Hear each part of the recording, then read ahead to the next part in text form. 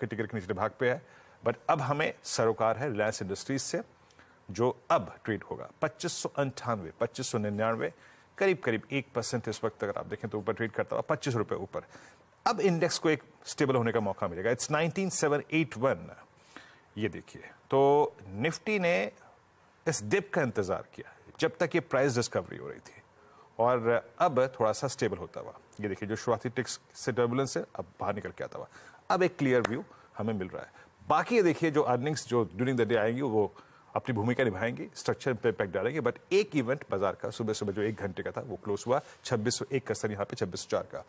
अगर मैं रिलायंस की कोर स्ट्रेंथ को देखूं, कल याद रखिएगा अपने करियर की हाईएस्ट ट्रैजेक्टरी में हुआ था।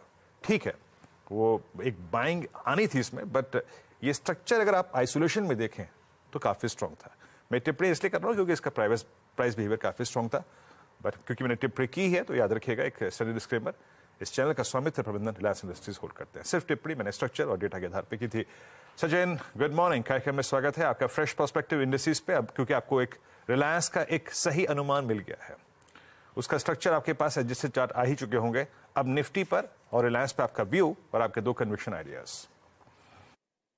Good morning Virendra ji, good morning Anuj ji. जी बिल्कुल, इनफैक्ट पहली बार हो रहा है कि लगभग एक फ्रेश नई ओपनिंग नजर आ रही है। एक ऑलरेडी ओपनिंग मार्केट में हुई थी, रिलायंस के अभी एक्टिवेट होने के बाद वापस एक फ्रेश पेडिग्री मिल रही है।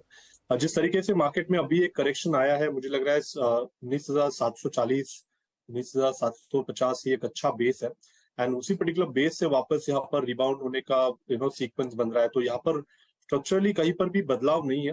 इनफैक्ट ये जो डिक्लाइन मिले हैं वो काफी हेल्दी है इस ओवरऑल स्ट्रक्चर के लिए। एंड हमारा व्यू अभी भी इम्पैक्ट है कि लगभग अराउंड 19,940 तक ये पर्टिकुलर मूव एक्सटेंड होनी चाहिए। And on the lower side 19,710 I think, जहां पर इसका 5-day एक्सपेंशन मूविंग एवरेज अभी फिलहाल प्लेस्ड है। जब तक उसके नीचे की एक क्लोजिंग एस्टेब्लिश नहीं होती तब तक मुझे लगा है मोमेंटम में कोई बदलाव नहीं होगा।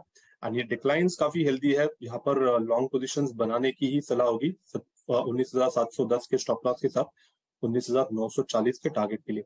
निफ्टी बैंक निफ्टी का अगर हम डेटा देखो तो वहां पर मुझे लग रहा है थोड़ी सी ज्यादा क्लैरिटी है। 45,500 के आसपास का बेस काफी स्ट्रांग है, and on the higher side मुझे लग रहा है 46,000 का जो लेवल है वो आज के सत्र में इजीली ब्रेक होना चाहिए, एंड 46,100 200 के आसपास के स्विंग बन सकते हैं। तो आई थिंक यहाँ पर नेट नेट स्टांस आपको पॉजिटिव ही रखना है।